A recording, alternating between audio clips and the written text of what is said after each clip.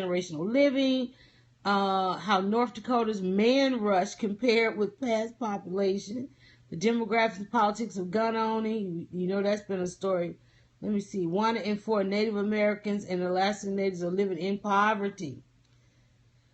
Let me see. I was looking for the one. Let me go back to the internet. That's what I am. I'm on the wrong one. Let me go back over here to the internet. Because if you have a business, especially a business online, if you have a store online, or if you're looking to use social media for business, then you want to do that. So I'm just going to scroll on down here to get these all publications.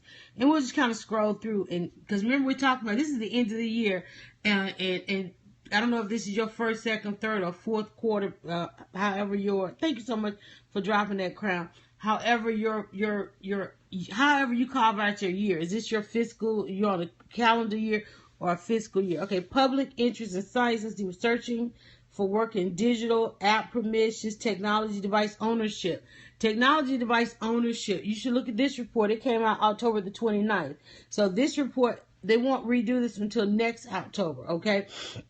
If you are working on trying to figure out how technology is going to play into your business model, you need to look at this report because it tells you what kind of devices people are using. Look at me right now.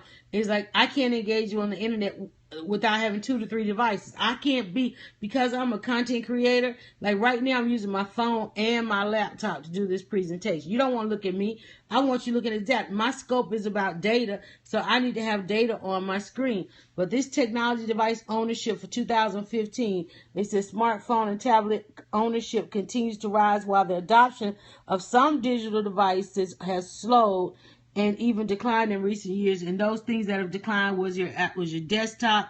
I can go into it and show you. And this is how you decide on what your model is going to be. Let me see. I think here it is right here. This was the report that we looked at. We talked about this. I did an extensive scope on this one as well. The MP3 player, the game console is coming back.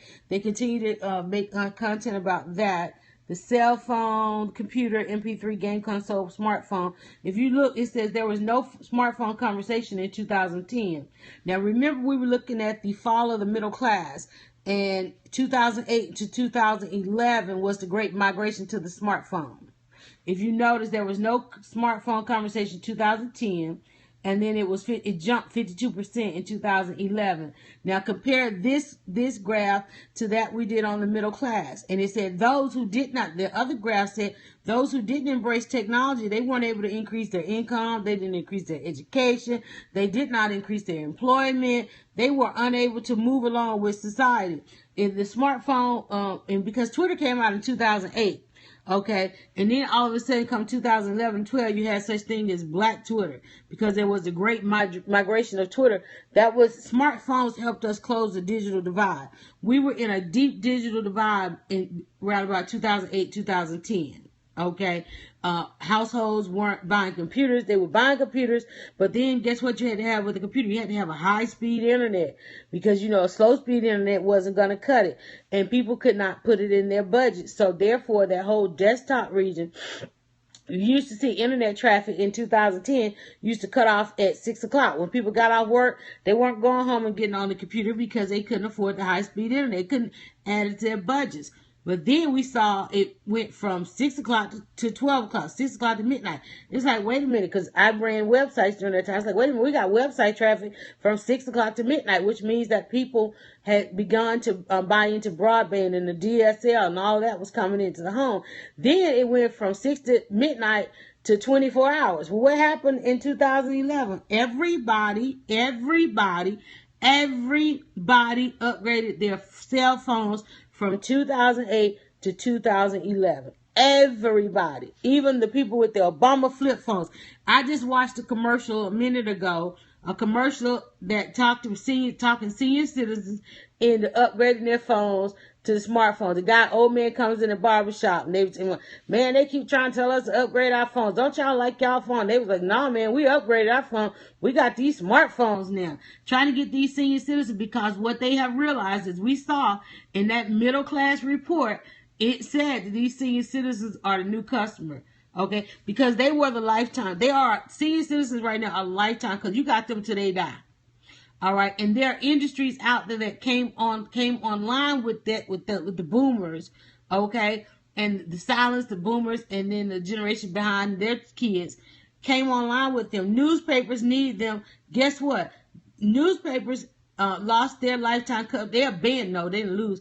Newspapers abandoned their lifetime customer. That person who wanted that newspaper delivered to their home so they can read that newspaper at their best client. I'm telling you, they abandoned their lifetime customer who wanted that newspaper at their home so they can read it at the breakfast table. Well, the more and more they usher that generation into smartphones, they can then resubscribe because newspapers are going back.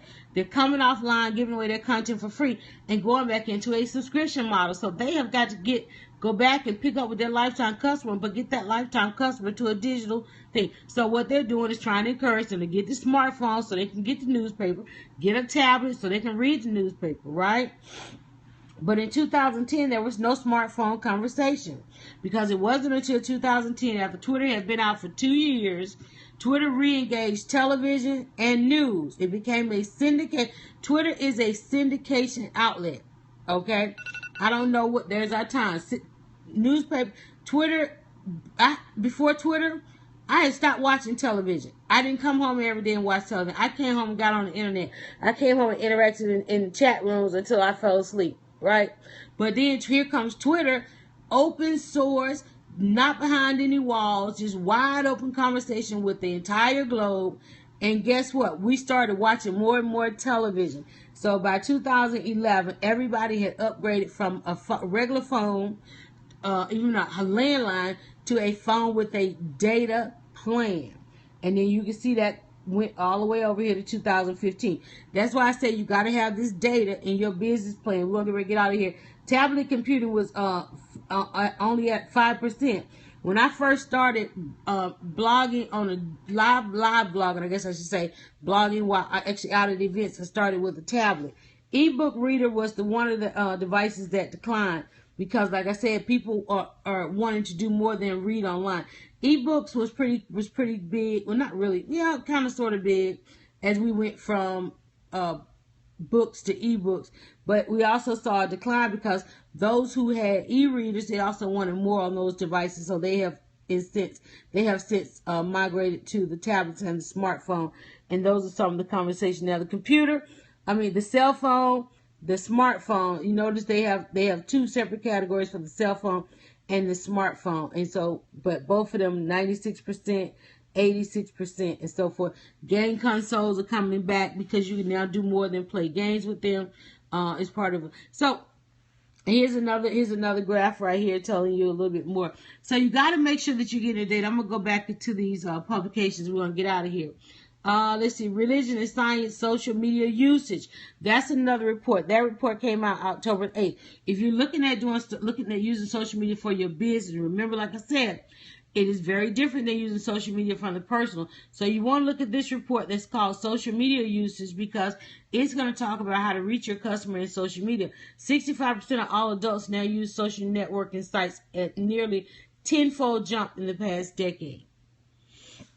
So you want to know, should you be on Instagram? I don't know why you're not. Even though it's hard to get click-throughs from Instagram, it's still, you got to treat Instagram like your catalog. You got to treat Instagram like your billboard, okay? Because people will, if they like something, they will go out here and guess what? They'll click, if they wanted to click through, serious click through, they'll go through your profile and they will click through, okay? So you got to understand that you've got to use it for business. Those are your next step. You want to make sure that you're on platform, have your business on a platform where the expectation is buying and selling, and you want to engage with the customer on these social networks. But you got to understand and be respectful of the business model of these networks, okay?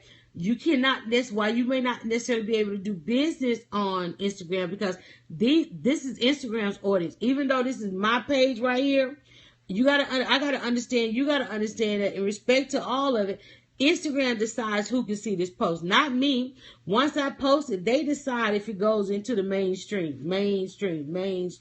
And what did their audience do? They just scroll and they like. This is not a platform for selling. This is a platform for liking unless you purchase a sponsored post. unless you purchase a sponsored post, then you get the option to allow somebody to click through. So should you use Instagram? Call me on my cell phone. Late night when you need my love. And I know when that hotline blink, that can only mean one thing.